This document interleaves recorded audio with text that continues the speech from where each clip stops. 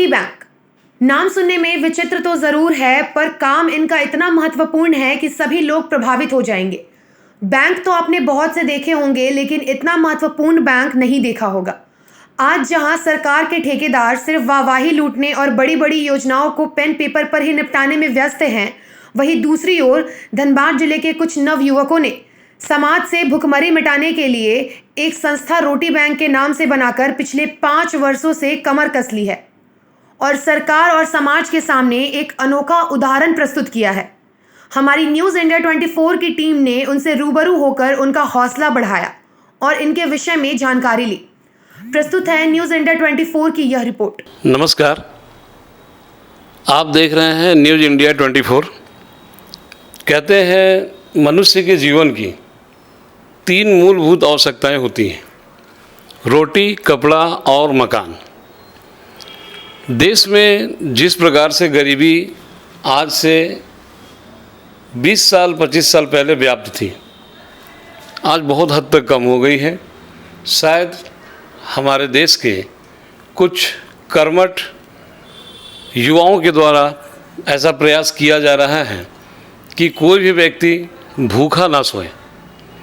मैं स्वागत करता हूं अपने न्यूज़ चैनल में ऐसे ही कुछ कर्मठ युवाओं का, जिन्होंने अपना स्पेयर टाइम यानी खाली समय निकालकर समाज को दिया और ये प्रयास किया कि इनके थोड़े बहुत प्रयास से भी गरीबी दूर हो सके, कोई भूखा ना सो सके। आपका शुभ नाम क्या हुआ सर? विष्णु सिंह। विष्णु सिंह। विष्णु सिंह जी, आप इस संस्था में कब से जुड़े हुए हैं? स्टार्टिंग जब से संस्था हमारा रोटी बैंक बना है 5 साल हो चुका है। हमारी संस्था को इस 22 तारीख को 5 साल हो जाएगा, तब से ही है, शुरुआत से ही। तो 5 साल हो जाएगा जी। ये संस्था की शुरुआत कहाँ से हुई, बता सकते हैं आप? इस संस्था के जो संस्थापक हैं और कह सकते हैं अध्यक्ष प्रेसिडेंट रविशेखर जी, उनके साथ हम लोग एक बार स्टेशन आए थे। तो एक गरीब व्यक्ति थे, बूढ़े बुजुर्ग थे, लाचार थे। उन्हें मैं देखा था सड़क के किनारे कोई पैकेट फेंका हुआ था, उसको वो खाना उठाकर वो खा रहे थे। तो हमारे रविशेखर जी से हमारा वो देखे तो वहाँ भावुक हो जाने के बाद उन्होंने फिर बाद में डिस्कस किया कि क्यों ना हम कुछ अलग करें ऐसे लोगों के लिए, क्योंकि घर में तो लोग हर कोई अपने परिवार के लिए 30 दिन कमा रहा है, एक दिन हम इनके लिए क्यों नहीं कर लें। तो रविशेखर जी कहाँ रहते हैं? रविशेखर जी हमारे भूली में ही निवास करते हैं, उनका निवास स्थान भूली है। फिलहाल अभी अपने वो बीमारी से वो परेशान है और उनका हालत किडनी की वजह से ख़राब है और वो इस पर कलकत्ता में इलाजरत है। कलकत्ता में इलाजरत हैं जी।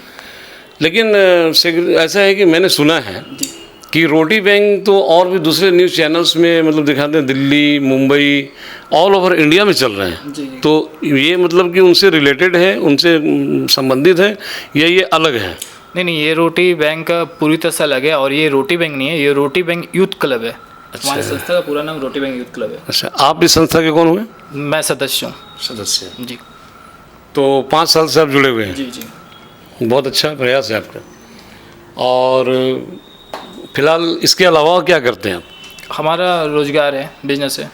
बिजनेस? जी। क्या चीज़ का बिजनेस है? हमारा वो कॉपी वगैरह का है। स्टेशनरी? जी। अच्छा, तो कितना टाइम निकालते हैं प्रतिदिन इसके लिए?